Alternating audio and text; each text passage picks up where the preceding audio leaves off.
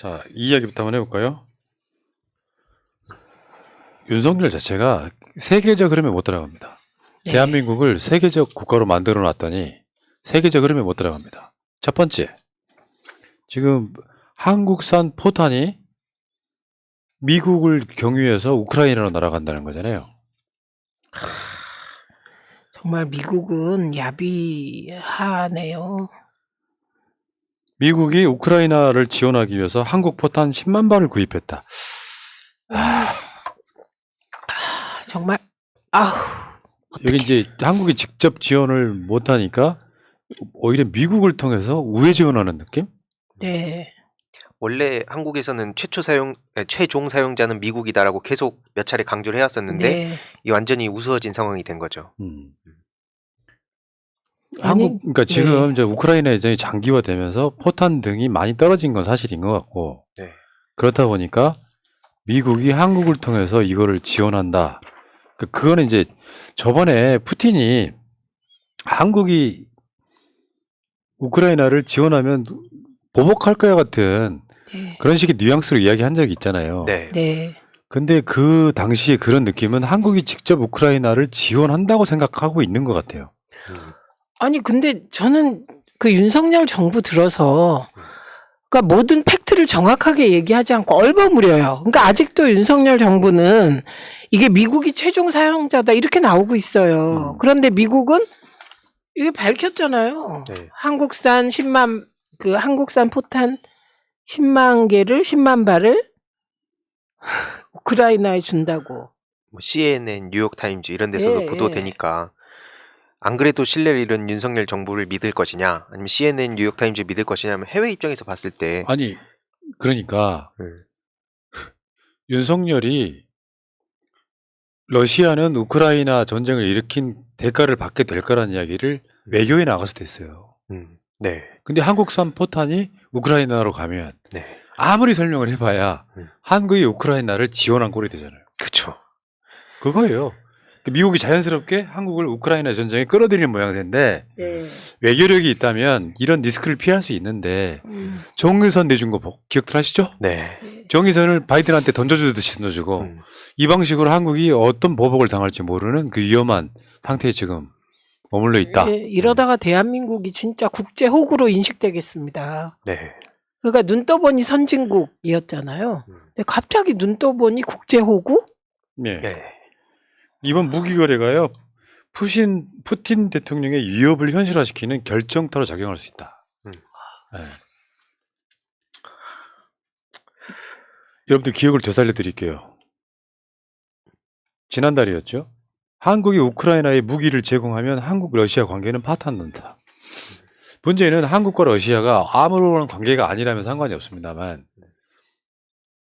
러시아 같은 경우는 지금 기본적으로 러시아인들이 한국을 굉장히 좋아한다.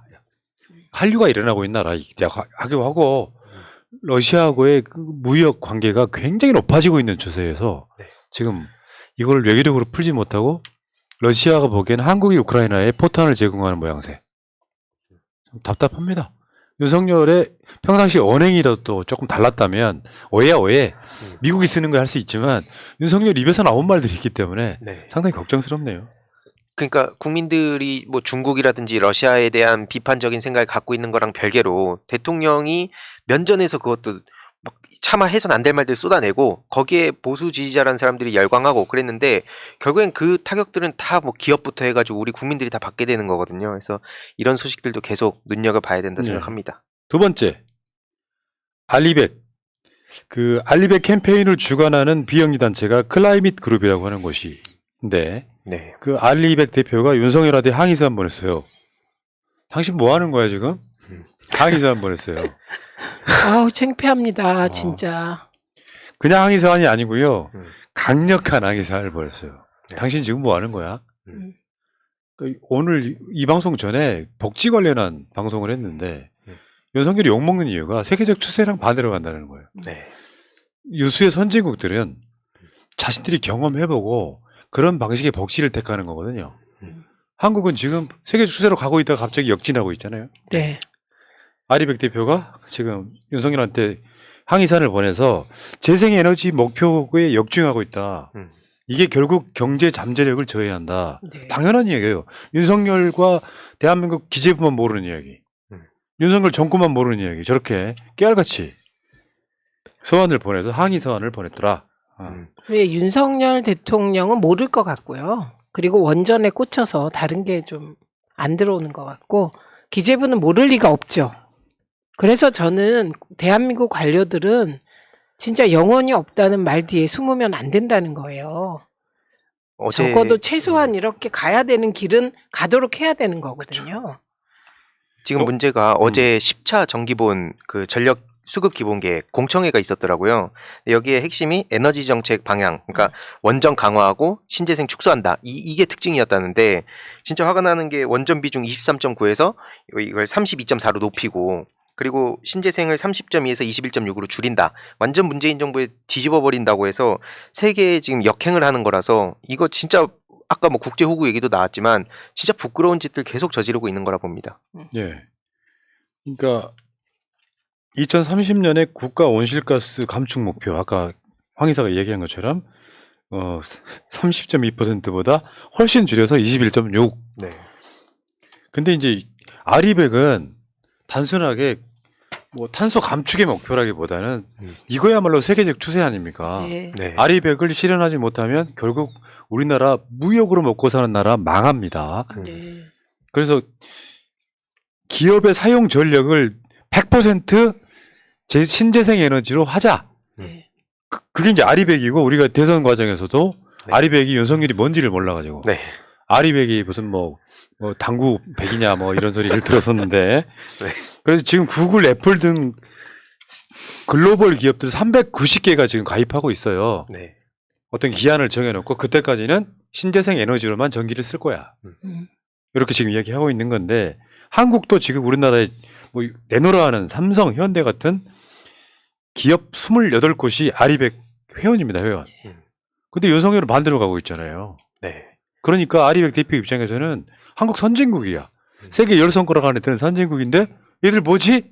갑자기 문재인 정부에서 계획 세웠던 것보다 사실상 한 9, 10% 줄어든 거잖아요. 네. 그러면 아리백 대표 입장에서 황당한 거죠. 강력한 항의 서한 이런 게 아니라 너 상당히 많이 모자란데? 이런 뜻 아닙니까? 맞습니다. 네. 지금 그러니까 지금 전문가들도 신재생 에너지 비율 대폭 확대하라 그러고 원전 신규 건설 이거 중단해라 이걸 지금 촉구하고 있는 거 하나 있고 최근에 또 부끄러운 소식 중에 하나가 나경원 씨가 그 캅 27에 그 기후환경 대서로 갔잖아요. 대통령 특사 자격으로 갔는데 그 자리에서의 핵심적인 내용이 뭐 파키스탄 홍수처럼 이 개도국들이 받은 피해, 그러니까 선진국들의 책임과 보상이 중점이었는데 여기에 이 윤석열 정부 최근 부끄러운 일들이 있었고 또 나경원 같은 사람이 기후에 무슨 전문성이 있다고 거기에 갑니까? 가가지고도 이 사람들의 평소 사고방식이 약자들에 대한 생각, 뭐 고통에 대한 공감 이런 게 전혀 없는 사람들인데 저 이게 역사에 어떻게 기록이 될지 정말 부끄럽습니다. 근데 이 대목에서 이런 지적을 이 대표가 대한민국에 할 때까지 대한민국 내에서 어떤 지식인도 이런 지적을 안 했다는 점에 주목해야 되는 겁니다.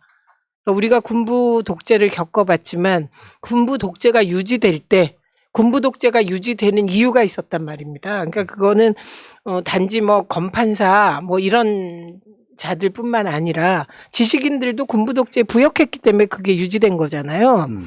지금 그 당시와 지금은 너무 달라서 지금 우리가 세계적 추세와 역행해서 가면 이건 대한민국이 망하는 길로 가기 때문에 재앙입니다, 이거 네, 재앙. 네, 이건 대재앙입니다. 네. 그래서 진짜 지식인들, 언론인들 정신 차려야 되고 제가 요새 계속 하는 생각이 정말 언론은 윤석열 정부의 검찰 독재와 함께 이건 검언 독재화 되고 있다, 지금 우리나라가.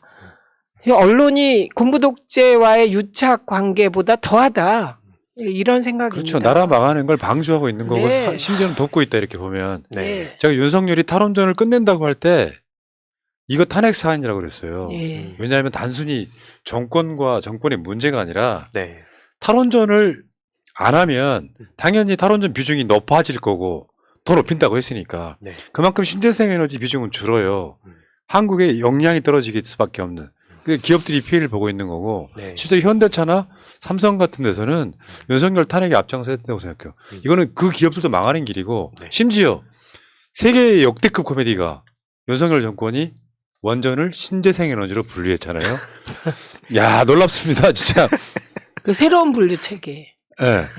그게 이제 유럽에서 논의가 되다가 네. 일단 원전은 제외했잖아요. 그런데 고집하는 거죠. 아니, 그러니까 이게 윤석열이 탈원전의 진정성이 있으려면요, 원전 앞에 살아야 돼요. 아, 그쵸. 아니 아크로비스타의 소형 그러면 다음은 저기 서초구 죄 없는 주민들은 뭐예요, 그게? 아, 이찍이어서 상관없나? 거기 70%가 찍었으니까. 아니, 그러니까 원전 이야기는 정말 우리가 10년 동안 해오는 이야기 중 하나거든요. 네. 새날 방송의 5대 목표 중에 하나가 탈원전이에요. 네. 그리고 문재인 정부 들어서 갖고 탈원전 하니까 얼마나 기뻤는지 몰라요. 음. 원전 자체가 안전한 전기가 아니라니까요. 아, 저는 진짜 답답한 게 게다가 우리나라는요 원전 밀집 지역이 지진 위험 지역이에요.